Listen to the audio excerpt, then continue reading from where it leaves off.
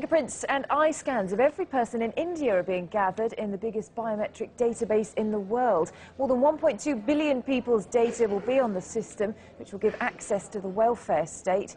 But opponents argue the scheme could be exploited by the Indian government. Alex Rossi reports from Delhi. This is an enormous task. The fingerprints and eye scans of every Indian in the country are being taken and collated into an online database. When complete, everyone will have a unique 12-digit identity number. It'll enable them to access India's vast and unwieldy welfare state.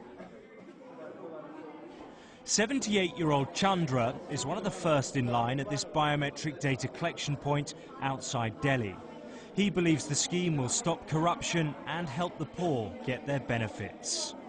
There will be some source to stop the corruption. That will be the basic reason for stopping the corruption in India.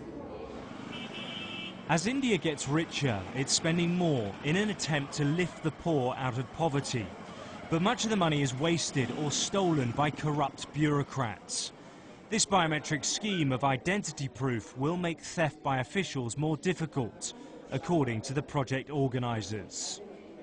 There are a large number of Indians who don't have any form of identity whatsoever. So this is a way to include them into the society and give them the benefits.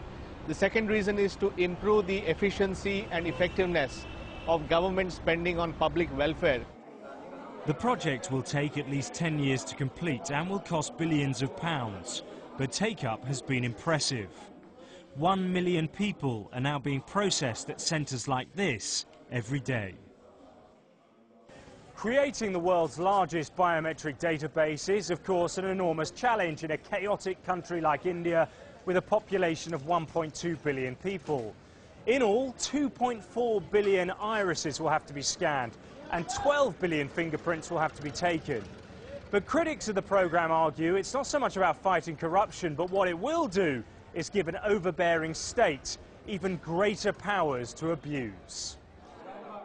Civil liberties groups claim gathering this information is an invasion of privacy. Campaigners like Sanjay Parikh are now urging Indians to boycott the identity project. Once you collect that information, then all the time that person will be under some kind of a surveillance.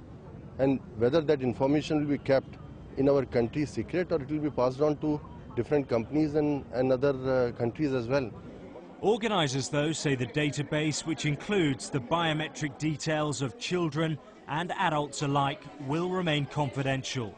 And the benefits to citizens of a more efficient and less corrupt state far outweigh any concerns about intrusion. Alex